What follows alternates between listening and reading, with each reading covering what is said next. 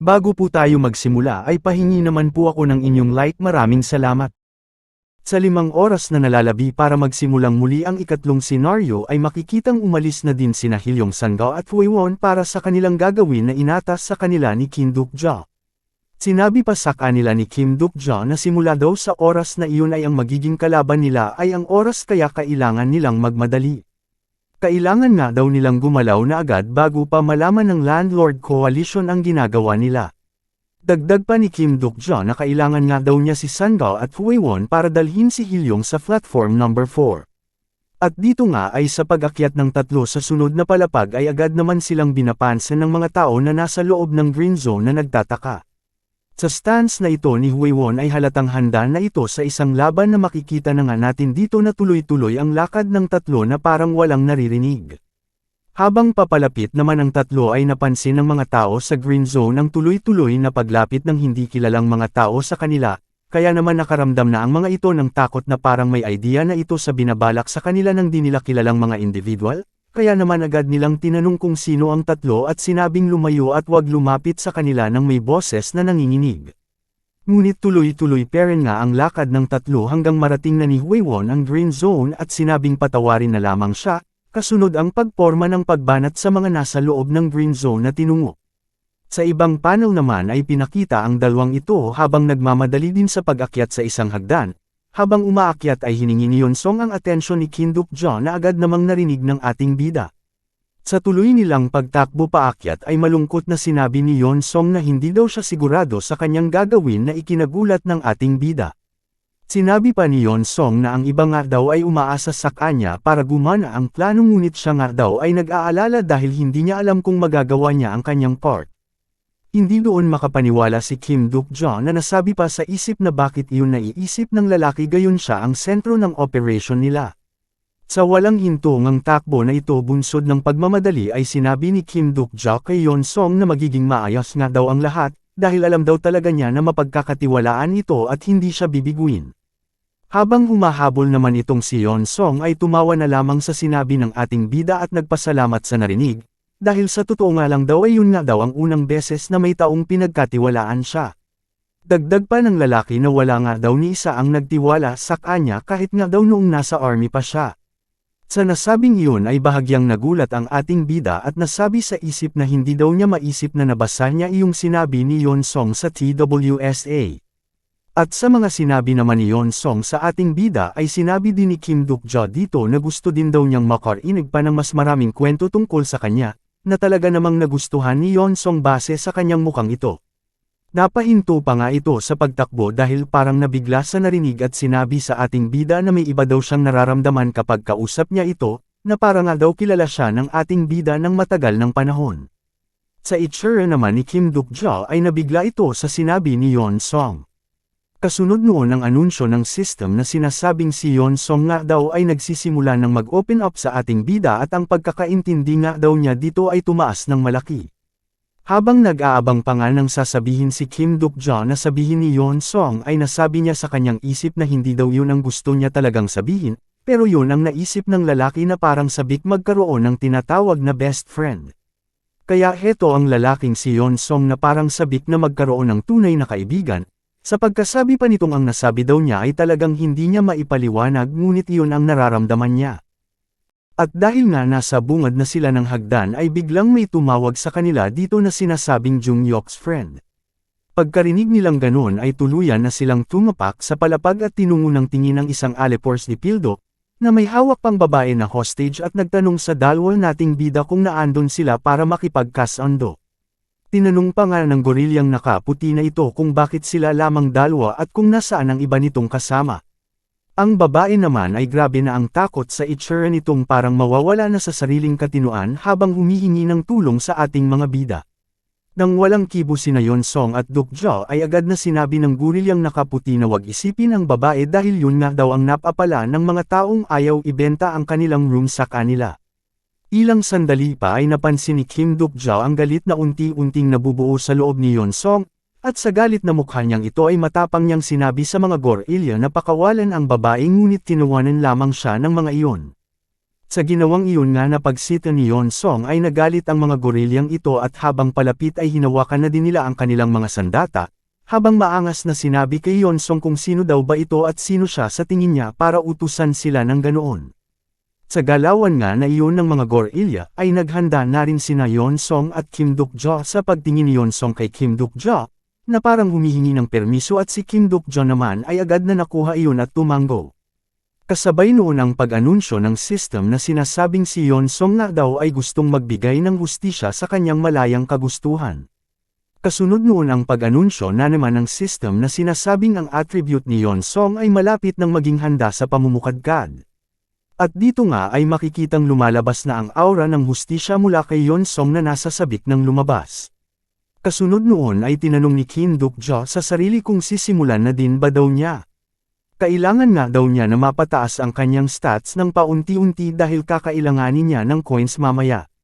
At bago pa nga makalapit ang mga gorilya sa ating bida ay naglabasan na ang mga notifications, sa pag-level up ng ating bida sa kanyang stats na sinasabing siya ay gumastos ng 1,200 coins sa stamina at ang dating 15 na stamina ay umangat na sa ika-17 na antas, gumastos din ito ng 1,200 coins sa kanyang lakas na mula 15 ay umangat na sa ika-18 antas, at sinasabing ang natirang coins ng ating bida ay 20,450 na lamang. Ilang sandali pa ay may narinig ang lahat sa palapag na ito na isang tunog ng nawawasak na gusali na nagpagulat at nagpatigil sa mga gorilyang ito. Sa tuloy-tuloy ng pagkadurog na kanilang naririnig ay nabahala ang mga ito at nagtanong sa mga kasama kung ano daw yung tulog na kanilang naririnig at saan iyon nagmumula. Kasabay noon ay paghakbang ng sapatos na ito at makikita natin dito ang napakabilis na paghiwa ni Kim Duk-jo sa maangas na gorilyang nakaputi, habang ang mga kasama nito ay wala halos nakita sa ginawa ni Kim Duk-jo. Narinig na lamang nila ang palahaw ng kanilang leader sa sakit nitong naramdaman sa pagkahiwa ng kanyang kamay. Kasunod noon ay tumakbo na ang ating bida sa hudyat ni Kim Duk-jo na sinang-ayunan agad ni Yeon-song, at nilagpasan ang mga bantay na gorilya habang sinasabi ng mga galit na gorilya na bastardo ang ating bida. Ilang sandali pa ay natano na nila ang logo ng babae at lalaking ito na masasabi nating isang palikuran ang nasa harapan nila. Sa mabilis nilang pagtakbo ay narinig ang mga yabag nila ng isang bantay na ito at agad na tinawag si Pildo para tingnan ang kanyang nakita. Paglingon ni Pildo ay nakita niya si Yeon-song at Kim Duk-jo na tumatakbo papunta sa kanila kaya agad niyang inutos na pigilan ang dalawa at palibutan. Sa tangkang pagpigil ng mga alipors ni Pildo ay sinalubong naman iyon ni Yeon-song gamit ang kanyang gamit na panangga at naglabas ng kulay green na aura. Pinangga niya ang gustong hamarang sa kanila kasunod ang pag-anunsyo ng system na sinasabing si Yeon-song ay inactivate ang kanyang stigma na Great Mountain Push na may antas na isa. Dito nga ay kahit sobrang daming hamarang kay Yeon-song ay gamit ang kanyang skill ay naitutulak niya ito. Si Kim Duk-jo naman ay hindi tuloy lamang sa pagtakbo at dahil sa bilis nito at liksi ay hindi ito napansin ng mga alipors ni Pildo. Sa tuloy-tuloy pa nga na pagtakbo nito ay napasok agad nito ang private property at green zone na inangkin ni Pildo. Kasunod noon ang notification na sinasabing nakapasok daw ang ating bida sa private property.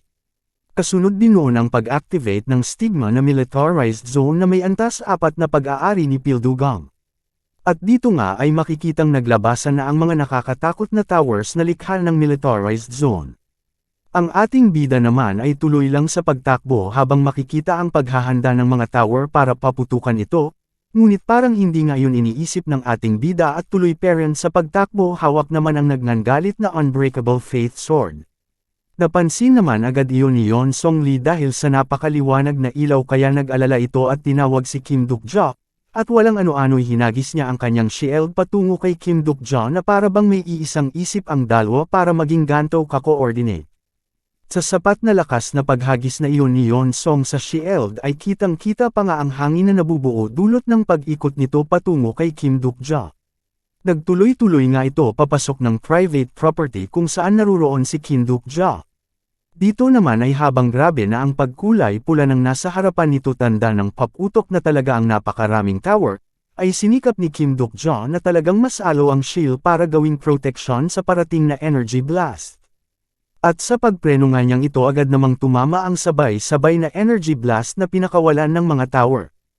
Habang tuloy sa pagbuga ng energy blast ang tower ay pilit naman itong pinipigil ni Kim Duk-ja na nahihirap na ng kaunti sa kalagayan. Ilang sandali pa ay naubusan na ng enerhiya ang tower kaya naman sandali itong tumigil magbuga ng energy blast. At dito nga ay makikita ang grabing usok na dulot noon at ilang sandali pa nga ay tiningnan na niya ang paligid. Sa sabay-sabay nga na pagputok ng mga tower ay makikitang umusok na ang shield habang si Kim Duk-ja ay parang hindi na tinagsa nangyari. Sa pangyayari pang ang iyon ay nag-anunsyo ang system na sinasabing ang stamina niya ay umangat na sa ika-20 antas dahil sa epekto ng Unbreakable Faith, at ang kanyang katawan nga daw ay niligtas siya gaya ng isang baluti. Sa pagkakaligtas ng iyon ng ating bida mula sa energy blast na pinakawalan ng maraming towers ay biglang namangha itong si Pildo, kaya binaba muna nito ang kanyang binabasang magazine at masayang tumayo. Sa pagtayo niyang iyon ay sinuot na din niya ang kanyang sombrero para di makita ang panit nitong ulo. Namangha ito sa ating bida na tinawag pa niyang squatter at sinabing sa obserbo daw niya ay nandun si Kim Duk-ja para hindi magbayad sa kanya tulad ng dati, at agad na nagtanong kung ano ang pakay ng ating bida sa kanya. Kasunod noon ang paglabas ng notification na sinasabing ang kanya nga daw stats ay bahagyang hamina dahil sa epekto ng private property skill. Sa notif na iyon ay bahagyang nagulat si Kim Duk-ja at nasabi sa sarili na nag-upgrade nga daw itong Panet ng kanyang militarized zone.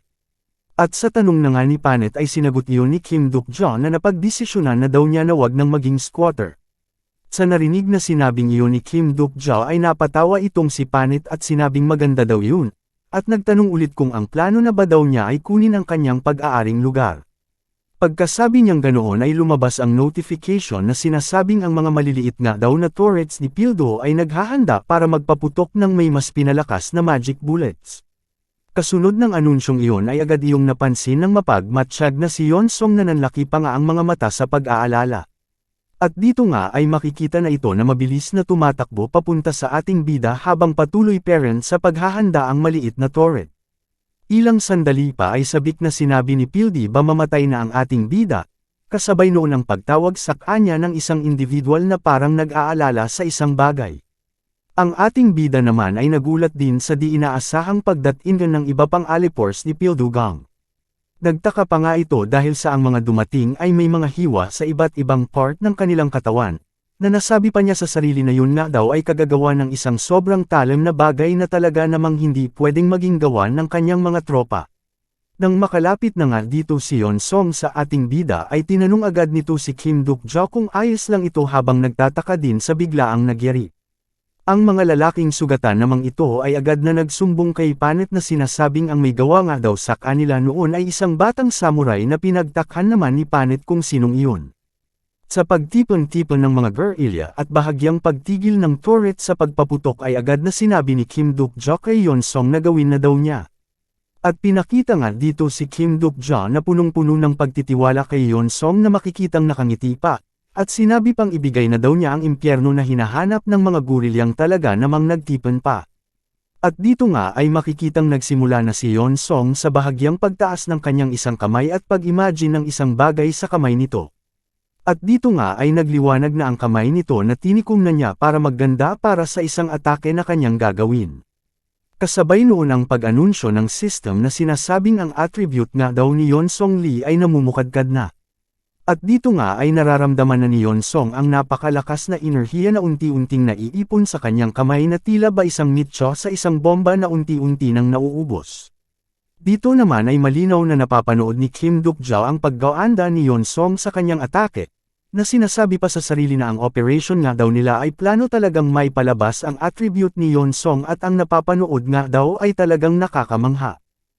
Dito nga ay medyo nahihirapan itong si Yeon-song na may handa ang kanyang attribute na makikita na nga na may napakalaking kamay nang lumabas sa likuran nito, habang sinasabi pa ni Kim Duk-ja habang nanunood na yung pangyayaring iyon nga daw ay isa sa pinakang gusto niyang pangyayari sa TWSA, at ang makita nga daw iyon sa kanyang mismong harapan ay talagang hindi ka panipaniwala. Sa patuloy na pagtaas ng enerhiya na bumabalot sa kamao ni Yeon-song ay sinabi pa ni Kim Duk-ja, na yun nga daw talaga ang rason kung bakit si Yeon-song ay isa sa pinakang malakas na supporting character sa TWSA. At dito nga ay nag-anunsyo na ang system na sinasabing may bago nga daw na stigma na nabuksan dahil sa pamumukadkad ng kanyang attribute. At makikita na nga natin dito si Yeon Song na lumakas na ng husto ang pagliwanag na parang pop-utok na atomic bomb. Si Kim Duk-jo naman ay sinasabi pang ang isa pa nga daw dahilan kung bakit ito ang isang pinakang malakas na supporting character, ay dahil pagdating na daw sa palakasan ay sa TWSA nga ay walang makakapantay dito kapag ginamit na niya ang skill na gagamitin niya. Sa pagbuelo na nga ni Yeon Song para bitawan ang kanyang skill ay nag-anunsyo ang system na si Yeon Song nga daw ay inactivate ang kanyang stigma na Great Mountain Crush na may antas na isa. Kasunod noon ay pumorma ito na parang bibitaw ng isang Red Hawk ni Luffy na makikita ngang nagkapunit-punit na ang nakabalot na tela sa kanyang braso dahil sa bahagyan nitong paglaki. At sa napakalakas na sigaw nga niyang ito ay kasabay din ng pagbitaw niya ng kanyang napakalakas na suntok sa sahig ng palapag. Kasunod noon ang paglabas ng kulay dilaw na ukit sa lupa na kung saan-saan na napunta, ang mga dilaw na ilaw nga na iyon na gumapang sa buong paligid na apektado ng paglindol na ginawa naman ng skill ni Yeon Song, at makikitang nagulat at natakot ang mga lalaking ito sa hindi nila maipaliwanag na nakikita. Sinasabi pa nga ng iba na ang sahig nga daw ay nagkakabitak-bitik at parang nga daw guguho na ang lugar. Sa pangyayaring ito ay ramdam na ramdam ang takot sa mga tao na ang kinatatayuan ay nagkaroon ng mga bitik. Pinakita din naman nga dito si Pildo na napaatras na ng bahagya sa biglaang pangyayari, ngunit agad itong hindi nakakilos sa mabilis na pagkabitak-bitik din ng kanyang kinatatayuan. Maririnig na nga lamang dito ang sabay-sabay na pagsigaw sa takot ng mga guerrilla sa ginawa ni Yeon Song.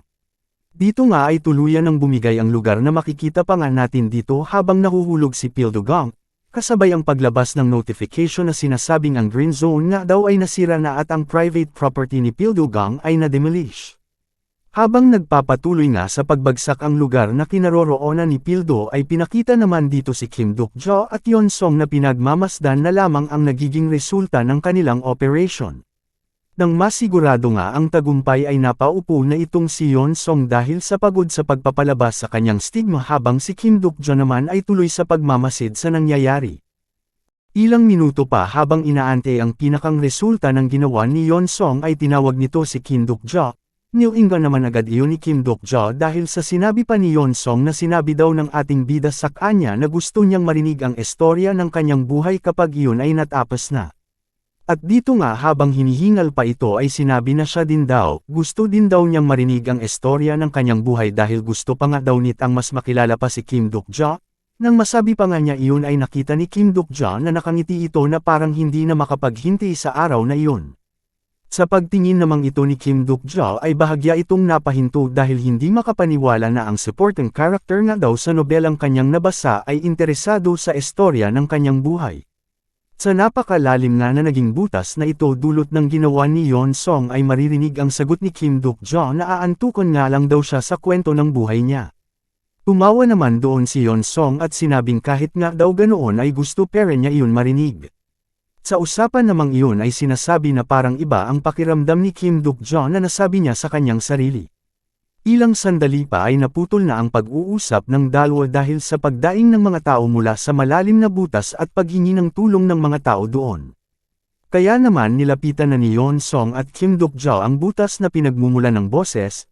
Pagsilap nga na ito ni Kim Duk-jo ay agad bumungad sa kanya ang panat na ulo ni Pildo kasama ang mga alipores nito na natabunan na at nakahandusay pa ang iba.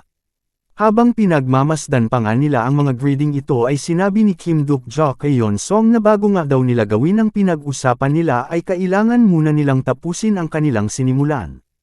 Sa pagsalitang iyon ni Kim Duk-jo ay narinig pala iyon ng buhay pang si Pildo na tinungo pa ng tingin ng ating bida. Galit na galit ito na kahit nanginginig na sa sakit ng katawan ay sinabing walang hiya nga daw ang ating bida.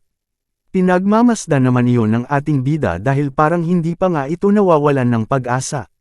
Kaya nga dito ay nginitian na lamang niya ang panot habang sinasabing bumalik nga daw sila sa nakaraan kung saan kahit sino sa kanila ay walang nagmamay-ari ng kahit anong lugar doon.